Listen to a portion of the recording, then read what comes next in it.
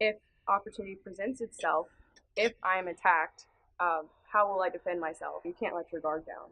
There's no winning, and you just continually have to fight to just be yourself. This movement is uh, really uplifting, and I think it's amazing to see girls speak out against sexual harassment. As someone who was like raised in a really supportive environment and raised to be independent and to stand up for myself, it's upsetting that there's such a cycle created for women that reduces them to be exposed to violence, to be made to be subservient. I think when something happens, we've been told to be silent for so long, or to just stay quiet. It'll just blow over. When you do come forward, a lot of times they don't take you seriously.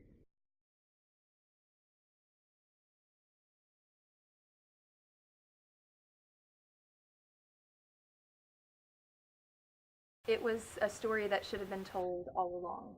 How did I not know about Reese Taylor? Reese Taylor was a young African American sharecropper. She was a wife and a mother, and her son was 3 years old at the time. She had just attended a church service. She was on her way home, walking with a family friend and the son of that family friend, and she was approached by 6 white men in a pickup truck.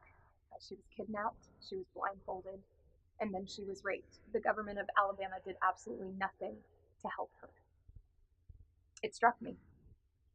It bothered me to the very middle of my core. The NAACP caught wind of the story and they assigned one of their best investigators to her case.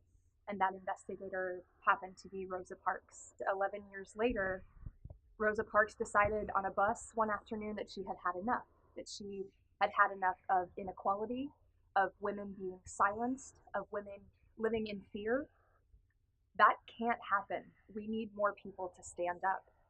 I, as a woman and as a mother of 2 little girls, and as someone in an administrative position who is around the future of our society every day, I feel like we have to listen.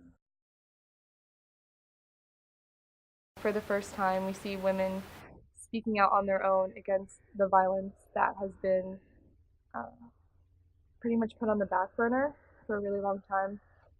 Women have such kind of like a mold set before them that an issue like with self-esteem, I think for some women where they get in abusive relationships and they see that as the only option for themselves.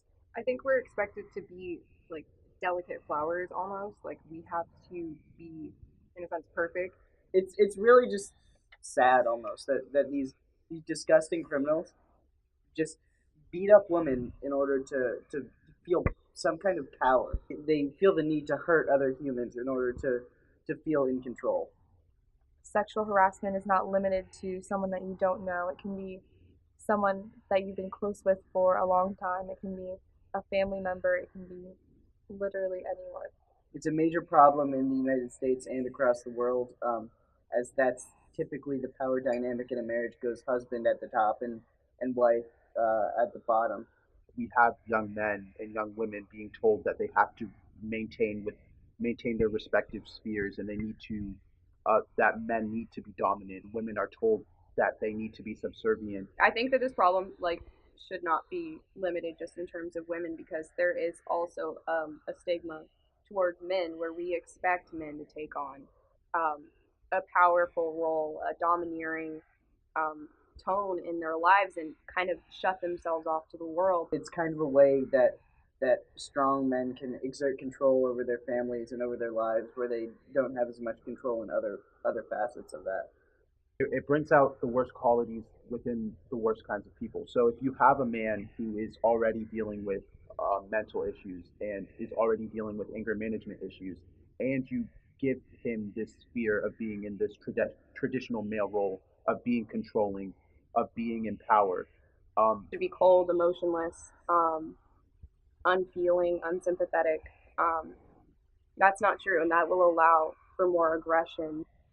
You can't take your emotions away. It's going to manifest itself in some places, and I think in a lot of situations, for men, it takes the form of violence. He's going to manipulate that role to his advantage. They really need to look at relationships with equity. I feel like if people would approach relationships from a more egalitarian stance than the way that relationships are currently being perceived, we could actually minimize this problem.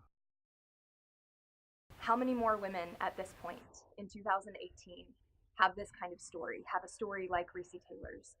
How many more women have this kind of violence happen to them and nothing is being done and they're not being heard? We have to pay attention.